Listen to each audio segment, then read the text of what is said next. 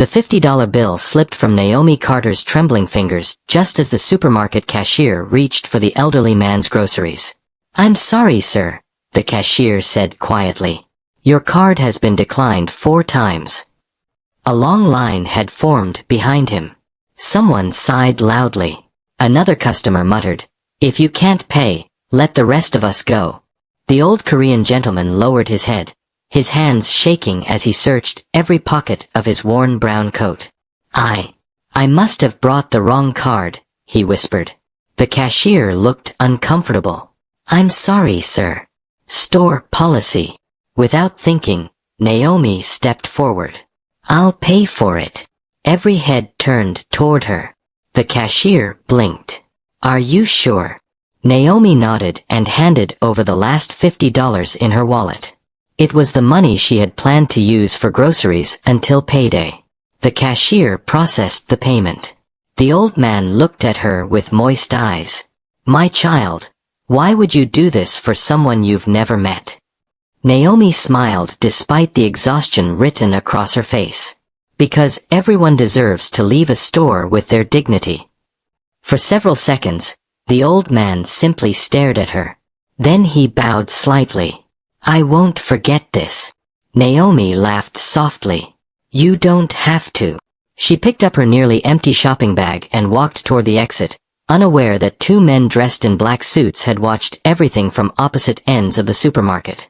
One of them quietly touched the earpiece hidden beneath his hair. "Chairman is safe." A pause. "Yes." The woman paid. Another pause. "We have identified her."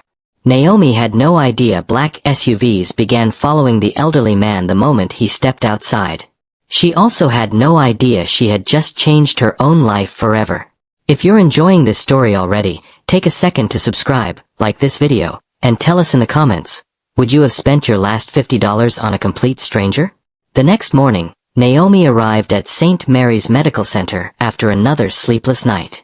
She had barely enough money left to buy coffee. Her best friend and fellow nurse, Lena Brooks, noticed immediately. "You look terrible." Naomi forced a smile.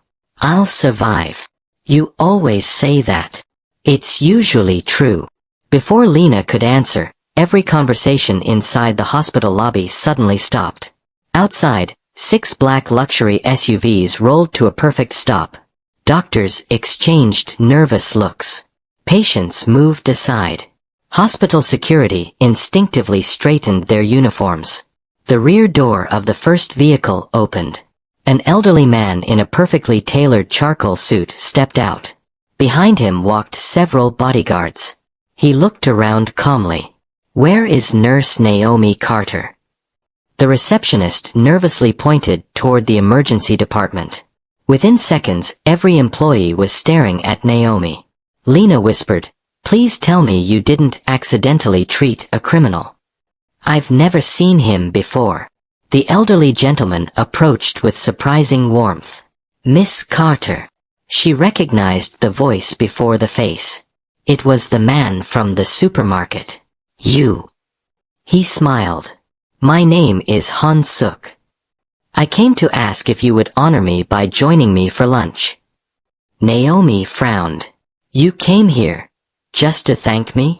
"I came because someone else wishes to thank you." "I really have patience. Your supervisor has already approved your afternoon leave." Naomi looked toward the nursing station. Her supervisor nodded. "It's all right." Confused but curious, Naomi followed the elderly man outside. The convoy drove across Seoul before stopping behind enormous steel gates. The gates slowly opened. Beyond them stood one of the most breathtaking estates Naomi had ever seen. Fountains, gardens, luxury vehicles. Security guards positioned every few meters. "This can't be someone's house," she whispered. Han Suk smiled. "It is." Inside the mansion, dozens of staff members bowed respectfully. Naomi became increasingly uncomfortable. She wanted to leave. Then she heard a familiar voice. "My child." The elderly man from the supermarket slowly entered the room. Except now he no longer wore a faded coat. He wore an elegant traditional suit. His posture radiated authority. You. He nodded. My name is Chairman Kang Sung-ho. Naomi's eyes widened. Even she knew the name. One of Korea's wealthiest businessmen. A man surrounded by endless rumors. Before she could process the revelation, footsteps echoed across the marble floor.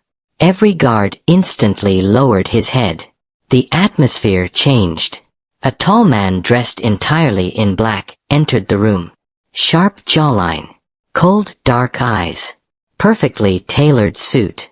An unmistakable aura of power. Chairman Kang smiled. My grandson, Kang Tae-Jun. Naomi immediately understood why every person in the room seemed afraid to breathe. She had seen his face once in the news. Officially, he was the CEO of Kang International Holdings. Unofficially, whispers described him as the most feared mafia boss in Korea. Tae-Jun stopped directly in front of Naomi. So, you're the woman who spent her last $50 on my grandfather. Naomi blinked. How do you know it was my last 50? Without answering, he placed a tablet on the table. It displayed security footage from the supermarket. Then another screen appeared. It showed Naomi checking her nearly empty bank account moments later. She frowned. You investigated me? I protect my family. I'm not your family. Chairman Kang chuckled softly. Not yet. Tae-Jun slid a black envelope across the table. Inside is a cashier's check. Naomi opened it. Her eyes widened. $5 million. She immediately pushed it back. I can't accept this. The room fell silent. One guard accidentally inhaled too loudly. No one rejected Kang Tae-Jun. No one. Tae-Jun studied her face carefully. Why? Because kindness isn't a business transaction. My grandfather owes you. No. Naomi looked directly into his eyes. Your grandfather owes me nothing. Chairman Kang smiled proudly. Tae-Jun's expression remained unreadable. What do you want? If you truly wish to thank me. She gently pushed the envelope toward him. Pay for surgeries for children whose parents can't afford them. For the first time, the feared mafia boss looked genuinely surprised. And for the first time in years, a faint smile appeared on Kang Tae-Jun's face. You continue to surprise me, Nurse Carter. Naomi stood. If that's all, I'd like to return to work. She turned toward the door. None of the guards moved. Everyone waited for Tae-Jun's permission. He quietly nodded. Let her go. As Naomi disappeared through the doors, Chairman Kang looked at his grandson. Well. Tae-Jun continued staring after her. Then he spoke 4 words that instantly changed everything. Protect her, at all costs. Outside the mansion, hidden among distant trees, another pair of eyes watched Naomi leave. A man slowly lowered his binoculars. He picked up his phone. So it's true, he said coldly. The Kang family has found someone they actually care about. A chilling laugh came through the speaker. Then she becomes our first target. Naomi walked toward the waiting vehicle completely unaware that, because of one simple act of kindness, she had just become the center of a deadly war she never asked to join. Naomi had barely finished her shift when she noticed the same black sedan parked across from the hospital. It had been there that morning. It was still there after sunset. She tightened her grip on her bag and crossed the street, pretending not to notice. Halfway to the bus stop, footsteps echoed behind her. She turned. Nothing.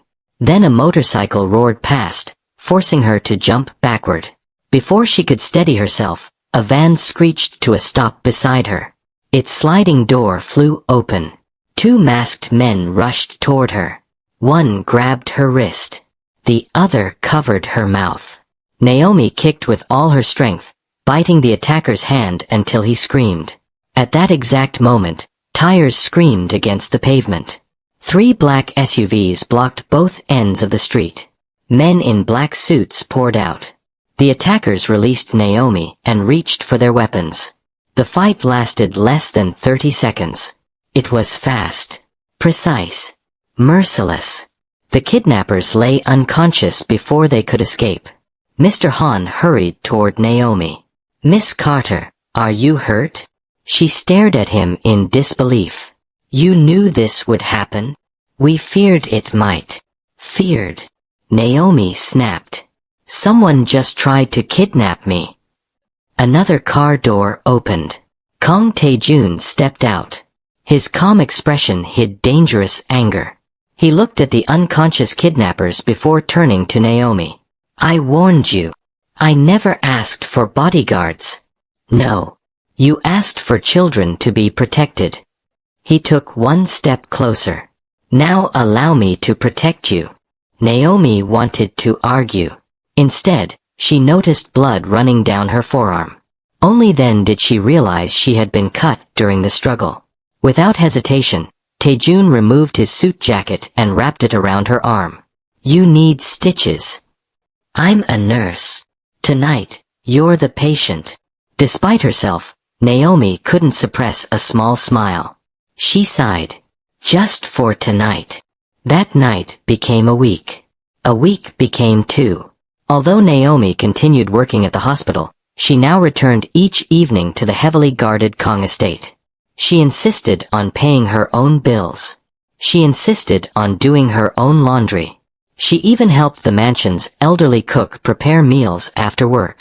The staff quickly grew fond of her because she treated everyone, from gardeners to security guards, with the same respect.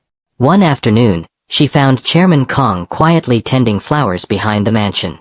"I thought billionaires hired gardeners." He chuckled. "I grew these roses with my late wife." Naomi smiled. "They're beautiful." So was she. The old man became quiet. "You remind me of her." Naomi looked surprised. She believed kindness was stronger than fear. Across the garden, Tae-Jun watched them from a distance. Mr. Han approached him. "You've never smiled this much." "I haven't smiled." Mr. Han laughed softly. "You just did." Days later, the peace shattered. One of Tae-Jun's men burst into the dining room. "Chairman! He's gone." Everyone stood instantly. "What do you mean gone?" Tae-Jun demanded.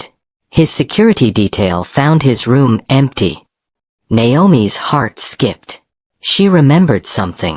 Earlier that week, Chairman Kang had told her that whenever he missed his wife, he visited the tiny tea shop where they had shared their first date more than 50 years ago. "He went to the tea shop," Naomi said. Tae-Jun looked at her. "Are you certain?" "He told me himself." Without another word, the convoy raced through the city. As they approached the quiet neighborhood, Naomi's stomach tightened. The street was too quiet. The tea shop door stood open. Chairman Kang sat peacefully inside with a cup of tea. Across the street, 3 men slowly reached beneath their jackets. Naomi reacted first. "Grandfather!" She sprinted. The first gunshot exploded. She shoved Chairman Kang off his chair. A second shot struck the wooden wall. A third grazed Naomi's shoulder. She fell hard. Chairman Kang caught her before she hit the floor. Outside, Tae-Jun heard the shots. His face changed instantly. "Move!" His security team stormed the building. The attackers tried to flee. Within minutes, every exit had been blocked. The leader attempted to escape through the kitchen. Tae-Jun intercepted him. "You chose the wrong family to threaten." The man laughed despite the gun aimed at him. "We didn't come for the old man. We came for the nurse." Tae-Jun's expression became ice cold. "You made a fatal mistake." The man smirked. "What mistake?" "You touched someone under my protection." The sound of sirens echoed outside. Moments later, the attackers were taken away. Inside the ambulance, Naomi pressed a bandage against her own shoulder while another medic insisted on helping. Chairman Kang held her hand tightly. "You saved my life." She smiled weakly. "You would have done the same." The old man's eyes filled with tears. "My granddaughter would have." Several weeks passed. Naomi recovered fully. Life slowly returned to normal. One evening, Chairman Kang invited everyone to the estate's grand hall. Dozens of employees gathered. Security guards stood proudly. Doctors from the children's hospital arrived as honored guests. Tae-Jun stepped forward carrying a small glass display case. Inside were the exact $50 Naomi had spent that day in the supermarket. The bills had been carefully preserved. Naomi stared at them. "You kept them." Chairman Kang nodded. "They remind us what true wealth looks like." Tae-Jun handed her the display. "You thought you were buying groceries. You were actually teaching this family something we've forgotten." Naomi looked at him. "And what's that?" "That respect cannot be purchased." The hall fell silent. Chairman Kang smiled warmly before addressing everyone. "From this day forward, Naomi Carter is family." Every employee applauded. Several security guards bowed respectfully toward her. Naomi's eyes filled with tears. She looked at Tae-Jun. "So, what happens now?" He smiled gently. "Now, you stop surviving and start living." Months later, the Children's Surgical Foundation funded by the Kang family had already saved hundreds of young lives. Naomi continued working as a nurse because she refused to abandon the profession she loved. The only difference was that she no longer carried the weight of unpaid bills or constant fear. Some evenings, she and Chairman Kang still visited the same neighborhood supermarket together.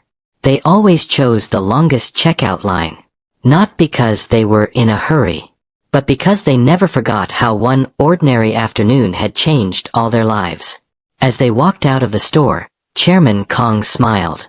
"Do you regret spending your last $50?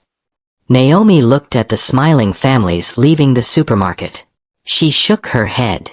"Not for a single second." Far behind them, Tae-Jun watched quietly before joining them, no longer as a feared mafia boss guarding a debt, but as a man who had learned that the strongest loyalty is earned through compassion rather than fear. Sometimes, the smallest sacrifice creates the greatest family. If this story touched your heart, don't forget to like this video, subscribe to the channel for more emotional Korean mafia stories, and let us know in the comments. Would you have spent your last $50 to help a stranger, even if it meant going without yourself? Your answer might inspire someone else's act of kindness.